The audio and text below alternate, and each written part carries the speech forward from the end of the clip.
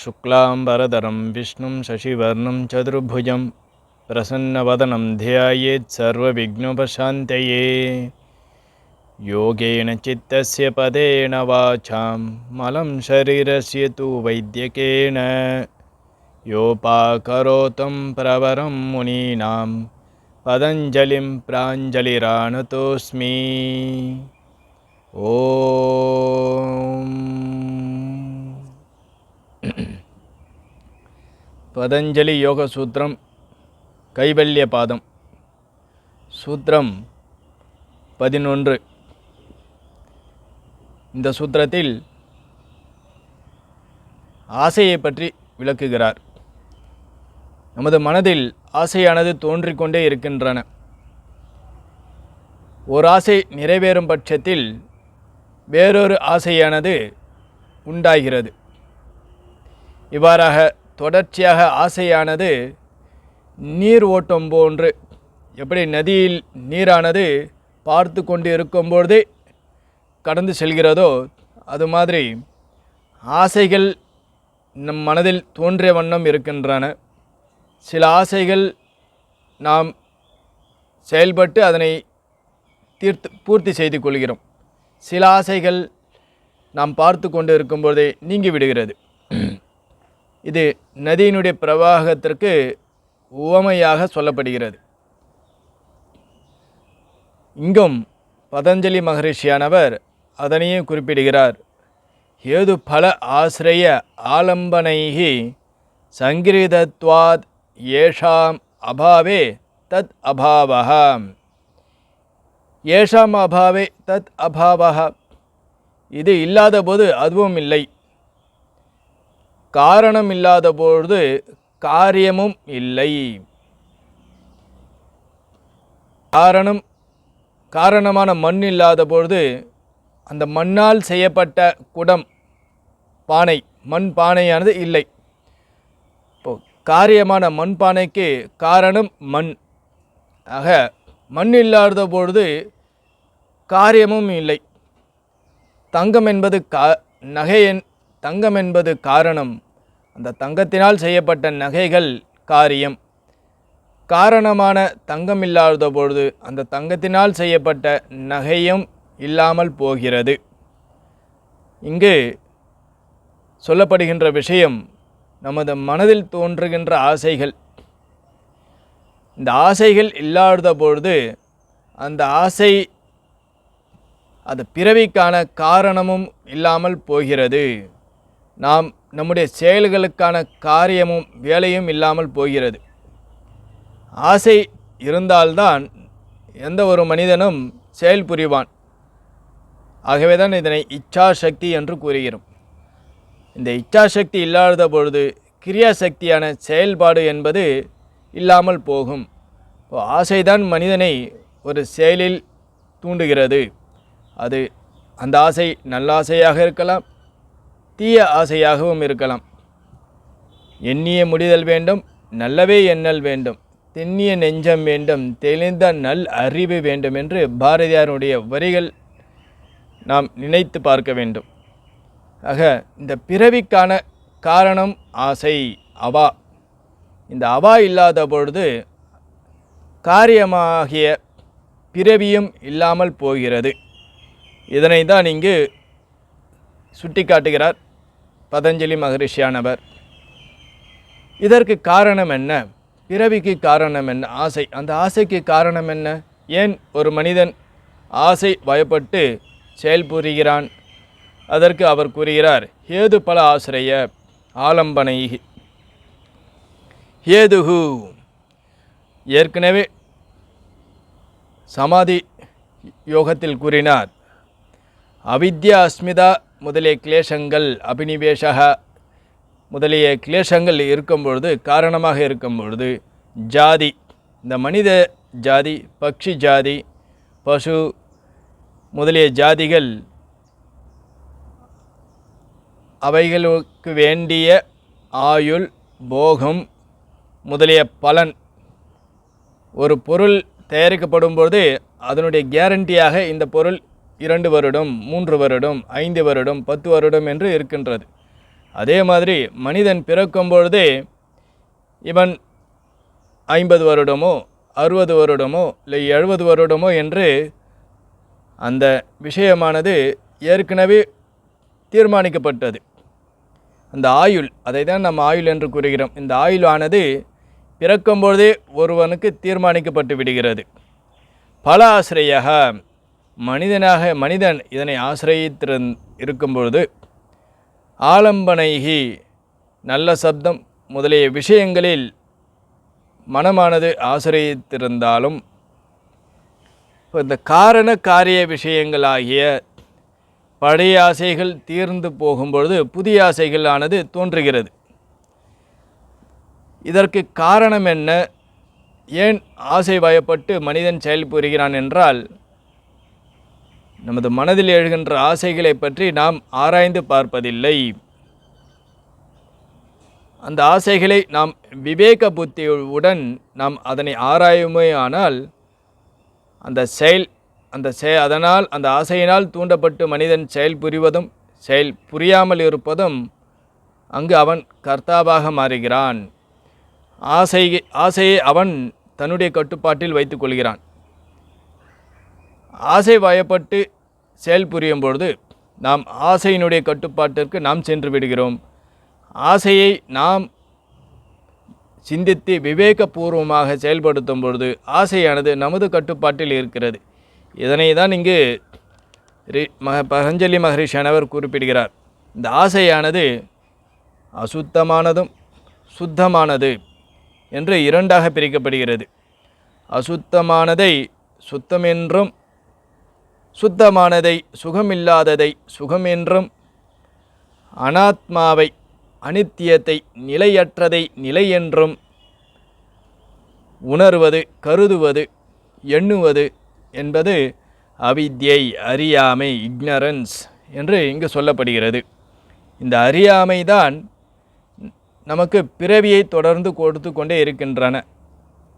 இந்த அறியாமை தான் வாசனை ரூபமாக நம்மிடம் திரும்ப திரும்ப வெளிப்பட்டு கொண்டே இருக்கிறது. இந்த வாசனை பயனற்று போக வேண்டுமென்றால் விவேக கியாதியானது முக்கியமாக சொல்லப்படுகிறது. விவேக கியாதியானது தேவை. ஒரு ஆசை தோன்றும் பொழுது அதனுடைய நன்மை தீமைகளை அலசி ஆராய வேண்டும். பெரும்பாலும் மனிதர்கள் இன்று தவறு செய்வதற்கு காரணம் பிறகு பார்த்து கொள்ளலாம், வரும்பொழுது பார்த்து கொள்ளலாம், இப்பொழுது துணிந்து நாம் இந்த தவறை செய்வோம் என்று செய்துவிடுகிறார்கள். பிறகு அந்த தவறுக்கான தண்டனை அனுபவிக்கும்போது ஏன் அதனை செய்தேன் என்று வருந்துகிறார்கள். காரணம் ஆசை வயப்பட்டு சிக்கிக்கொள்வதால், விவேக புத்தியானது செயலற்று போய்விடுவதால். இதனை தான் இங்கு சுட்டி காட்டுகிறார் பதஞ்சலி மகரிஷி. விவேக கியாதியானது தேவை என்று கூறுகிறார். எவ்வாறு ஒரு மனிதன் மிகுந்த பசியுடன் இருக்கும் பொழுது அவனுக்கு விஷம் கலந்த உணவை கொடுத்தோமானால் அவன் அதனை மகிழ்ச்சியுடன் ஏற்று உண்பானா என்றால் உண்ண மாட்டான். அந்த உணவை தவிர்த்து விடுவான்.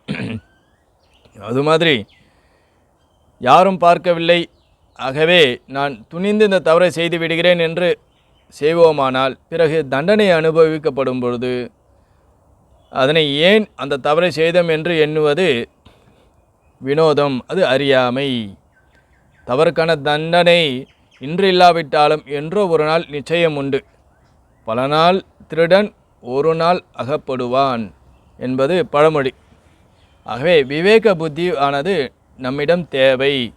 அந்த விவேக புத்தி வர வேண்டும் என்றால் நாம் என்ன செய்ய வேண்டும்? நாம் எப்பொழுதும் நமது மனதை இத்தகைய சத்சங்கங்களில் ஈடுபடுத்திக் கொள்ள வேண்டும். நாம் நம்மை சத்சங்கங்களில் ஈடுபடுத்திக் கொள்வதால் இந்த விவேக புத்தியானது எப்பொழுதும் தூண்டப்பட்டு கொண்டே இருக்கும்.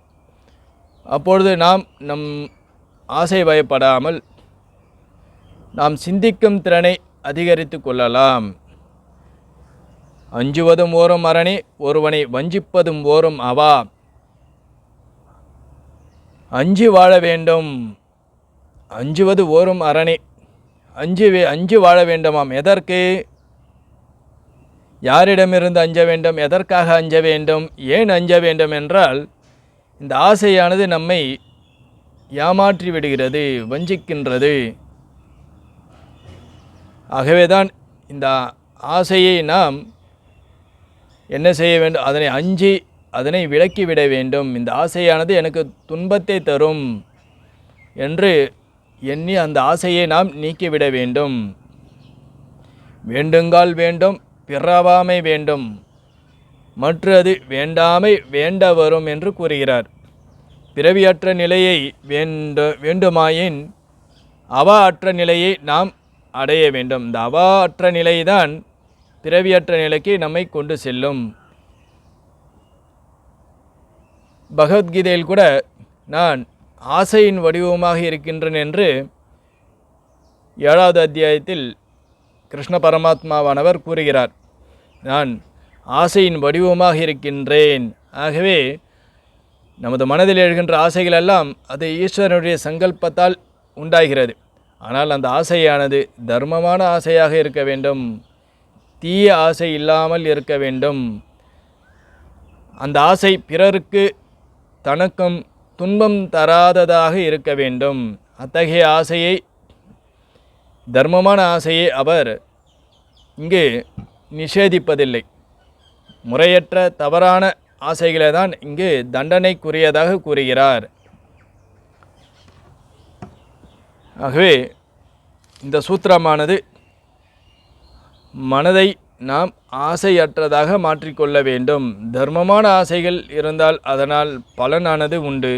அதர்மமான ஆசையாக இருக்கும்போது அதற்கும் தண்டனையானது உண்டு என்று இந்த சூத்திரமானது கூறுகிறது. அடுத்தது 12வது சூத்திரம். இந்த சூத்திரமும் எந்த ஒரு ஆசையும் பலனை கொடுக்காமல் அழிவதில்லை. எரியப்பட்ட கல்லானது எவ்வாறாக சிறிது தூரம் சென்று விழுந்து விடுகிறதோ, மனதில் தோன்றிய ஆசைகள் அனைத்தும் எரியப்பட்ட கல் போன்று அது பலனை கொடுத்தே தீரும். ஆகவே தான் நாம் இந்த ஆசைகள் தோன்றும்பொழுது அதனிடத்தில் மிகவும் ஜாக்கிரதையாக இருக்க வேண்டும். பல ஆசைகள், ஆயிரக்கணக்கான ஆசைகள் நமது மனதில் தோன்றினாலும் சில ஆசைகளை தான் நாம் உன்னிப்பாக கவனிப்போம். அந்த ஆசைகள் தான் நம்மை செயல் புரிய செய்து மீண்டும் மீண்டும் நமக்கு பிறவியை கொடுத்து கொண்டே இருக்கின்றன. அதனை இங்கு குறிப்பிடுகிறார். அதீத அநாகதம் ஸ்வரூபஹ அஸ்தி அத்வபேதாத் தர்மானாம். அதீத அநாகதம் ஸ்வரூபஹ. அதீத என்றால் கடந்த காலம், அநாகதம் என்றால் எதிர்காலம், ஸ்வரூபத்தக சக்தி பீஜமாய் அஸ்தி இருக்கிறது. எது? அவா இச்சா. இச்சாதான், அதாவது செயல்படாத இச்சை, எதிர்காலத்தில் செயல்பட போகின்ற இச்சை, ஆசை, இவையெல்லாம் பீஜ ரூபமாக இருக்கின்றது என்று இங்கு கூறுகிறார். அந்த பீஜ சக்தியாக இருக்கிறது. ஒரு செயலுக்கு 3 விதமான பலனானது இருக்கின்றது என்று கூறுகிறார். அது கடந்த காலம், நிகழ்காலம், எதிர்காலம் என்று குறிப்பிடப்படுகிறது. இல்லாத செயலுக்கு பலன் என்பது இல்லை. அதே மாதிரி செய்யப்பட்ட செயலுக்கு பலனானது இல்லாமல் போவதும் இல்லை. அது நிச்சயம் பலனை தரும். செயல் புரியாத செயலுக்கு பலன் என்பது இல்லை. அது ஏனென்றால் அது செயல்படவில்லை. செயல்பட்ட செயலுக்கு பலனானது இல்லாமல் போவதும் இல்லை. இதனை தான் பகவத்கீதையில் நாசதோ வித்யதே பாவக நாபாவோ வித்யதே சதக உபயோரபி திருஷ்டாந்த தொனியோ தத்துவ தர்ஷிபிகி என்று கூறுகிறார். நாசதோ வித்யதே பாவக, இல்லாததுக்கு இருப்பு என்பது இல்லை, இருப்புக்கு இல்லாமல் என்பதும் இல்லை. இப்போது இங்கே மேலும் 3 விதமான அவஸ்தைகள் இங்கு சொல்லப்படுகிறது. அதீத அவஸ்தா, செயலானது முடிந்தது, ஆனால் அதன் பலனானது இன்னும் வெளிப்படவில்லை. அது அதீத அவஸ்தை என்று கூறுகிறோம். அதீத அவஸ்தை. செயலானது முடிந்து விட்டது, கடந்த காலம் முடிந்து விட்டது. ஆனால் அதற்கு பலனானது இன்னும் கிடைக்கப் பெறவில்லை. ஒரு திருடன் ஒரு வீட்டில் திருடி விட்டான். ஆனால் அவன் காவலரிடம் மாட்டிக்கொள்ளவில்லை. திருடி விட்டான், செயலானது முடிந்து விட்டது. இனி அவன் போலீஸிடம் மாட்டிக்கொள்வது என்பது அநாகதம், இன்னும் வரவில்லை. அதற்கான பலனானது அவனுக்கு கிடைக்கப் பெறவில்லை. ஆனால் அது நிச்சயம் உண்டு. இன்று இல்லாவிட்டாலும் ஏதோ ஒரு நாள் அவன் நிச்சயம் அந்த தண்டனை அனுபவிப்பான். அதனை தான் அதீத அவஸ்தா, செயல் முடிந்த நிலை. அனந்தரம் வர்த்தமான அவஸ்தா, செயலுக்கான பலனை கொடுக்க தயாராக இருக்கின்ற நிலை. இப்பொழுது நம்மால் அனுபவிக்கப்படுகின்ற சுகதுக்கங்கள் இதெல்லாம் இப்பொழுது நமக்கு பலனை கொடுத்து கொண்டு இருக்கின்றன. அநாகத அவஸ்தா, இனிமேல் வரப்போவது எப்பொழுது என்று நம்மால் உறுதியாக கூற முடியாது. அது நாளையாக இருக்கலாம், அடுத்த மாதமாக இருக்கலாம், அடுத்த வருடமாக இருக்கலாம். எப்பொழுது என்று நம்மால் உறுதியாக கூறப்பட முடியாத நிலையை, அந்த அவஸ்தையை இங்கு அநாகத அவஸ்தா என்று கூறுகிறோம். உதாரணமாக, ஒரு குயவன் மண்பானையை செய்கிறான். அந்த மண்பானையானது இப்பொழுது இருக்கின்றது. அதனுடைய இருப்பு எதற்கு என்றால் தண்ணீரை கொண்டு வருவதற்காக, தண்ணீரை அதில் இருத்தி வைப்பதற்காக தான் அந்த பாத்திரமானது இருக்கிறது, பானையானது இருக்கிறது. ஆனால் இப்பொழுது அந்த பாத்திரத்தில், அந்த மண்பானையில் தண்ணீரானது இல்லை. ஆனால் அதனுடைய தேவை எதுவாக இருக்கிறது? தண்ணீரை வைப்பதற்காக. இதனை தான் அநாகத அவஸ்தா என்று கூறுகிறோம். குடம் ஒன்று செயல்பட்டு இருக்கிறது, அதன் நோக்கம் தண்ணீரை கொண்டு வருதல். இப்பொழுது இருக்கிற குடம் வெறுமனே இருக்கிறது. இது வர்த்தமான அவஸ்தைக்கு உதாரணமாக சொல்லப்படுகிறது. ஆகவேதான் 3 காலங்களையும் அறிந்தவனாக அந்த கிருஷ்ண பரமாத்மா, அந்த சிவபெருமான் இருக்கின்றார். வேதாகும் சமதீதானி வர்த்தமானே சார்ஜுன பவிஷ்யானி ச பூதானி மாம்து வேதன கஷ்டன என்று 7வது அத்தியாயத்தில் குறிப்பிடுகிறார். நான் கடந்த காலத்தையும் நிகழ்காலத்தையும் எதிர்காலத்தையும் நான் அறிகிறேன் என்று கூறுகிறார். நமது ஆசைகள் தீவிரமடையும் பொழுது அது நாசமடையாமல் அந்த பீஜமானது நன்றாக முளைக்கின்றது. சில ஆசைகள் பீஜரூபமாக இருக்கிறது, ஆனால் முளைப்பதில்லை. சில ஆசைகள் தீவிரமான ஆசைகள் பீஜரூபமாக இருந்து முளைவிட்டு அது பலனை தர ஆரம்பிக்கின்றது. ஆகவே அது இந்த ஜென்மத்தில் இல்லாவிட்டாலும் ஏதோ ஒரு ஜென்மத்தில் அந்த ஆசையானது நமக்கு பலனை தரும். ஆகவேதான் அவா என்ப எல்லா உயிருக்கும் எஞ்ஞான்றம் தவா பிறப்பு ஈனும் வித்து என்று கூறுகிறார். ஆசைதான் அனைத்து உயிருக்கும் பிறப்பை ஈனும் வித்து, source. This is a source of birth என்று கூறுகிறார்.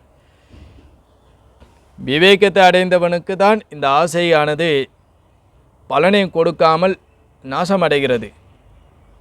விவேகத்தை அடையாமல் அறியாமல் இருப்பவர்களுக்கு ஆசையானது செயல்புரிந்து அந்த ஆசையானது அழிந்து விடுகிறது. மீண்டும் அடுத்த ஆசையானது தோன்றுகிறது. இந்த ஆசைதான் பிறவி எடுப்பதற்கு காரணமாக அமைகிறது. ஆகவே தான் காரணாபாவே காரியம் அபாவக. காரணம் இல்லாமல் காரியமும் என்பதும் இல்லை. ஆசை இல்லாமல் அதற்கான செயல் என்பது இல்லை. ஒருவன் செயல்புரிகிறான் என்றால் அதற்கு முன் ஆசையானது இருந்தது என்பது அர்த்தம். ஆகவே காரியம் இருக்கும் பட்சத்தில் காரணமும் இருக்கும், காரணம் இருக்கும் பட்சத்தில் காரியமும் இருக்கும். ஒன்றை ஒன்று ஆசிரியம், ஒன்றை ஒன்று சார்ந்துதான் இருக்கும். இதனை தான் நாம் சம்சாரம் பந்தம் என்று கூறுகிறோம். இதனை அழிப்பது எவ்வாறு என்றால் விவேகத்தினால், விவேக ஞானத்தினால் தான் இந்த ஆசையானது அழியும். வேறு விதமான கர்மாக்களால் இந்த ஆசையானது அழியாது. அதற்கு நாம் இந்த ஆசையை நீக்க வேண்டும் என்றால் நாம் பிரார்த்தனை செய்ய வேண்டும், இதற்கான முயற்சிகளை செய்ய வேண்டும். சத்சங்கங்களில் நம்மை நாம் எப்பொழுதும் ஈடுபடுத்தி கொள்ள வேண்டும். அவராக இருக்கும் பட்சத்தில் நாம் இந்த ஆசையை வெல்வது என்பது மிகவும் எளியது.